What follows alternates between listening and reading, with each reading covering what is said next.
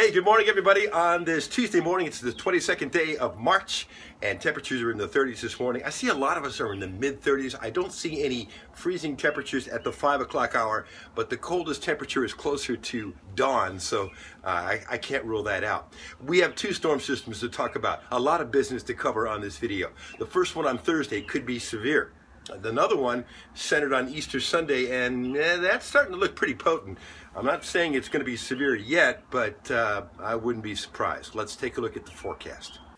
Okay, so we're in the 30s this morning, but there's hardly any wind at all, so wind chill not a factor, and temperatures are going to turn around very quickly today with that return flow around high pressure.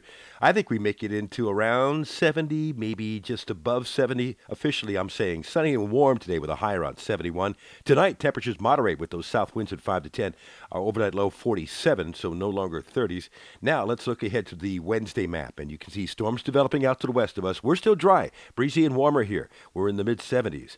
But those storms out to the west will have to be monitored. Storm Prediction Center has a risk of severe weather, a slight risk all the way from southern Missouri into northeastern Texas, and a marginal risk farther to the south. Here's noon Thursday. This is our big day as far as the potential for severe thunderstorms. That's noon and a very active afternoon perhaps. Here's 6 p.m. Thursday, and I think things will quiet down later on Thursday night. But the Storm Prediction Center now has a slight risk of severe weather, including a lot of us, Montgomery, Selma, all the way down to around Troy, Greenville, and then a marginal risk all the way down to the coast. So that'll be Thursday. What can we expect as far as this severe weather risk goes? Well, I think certainly damaging wind gust. That would be the major threat, winds maybe 60 miles per hour or higher. The tornado threat is not zero, so tornadoes, we'll say, are possible. Quarter-size hail is certainly a possibility. I think afternoon and evening looks good, mainly afternoon, I would say, probably, but we'll be refining the timing. Easter, I should say, Good Friday looks like a nice day, mostly sunny, maybe upper 60s. Now, still some question marks about Saturday. One global model has scattered showers. That's the American model, the GFS. The other global model has a dry day Saturday.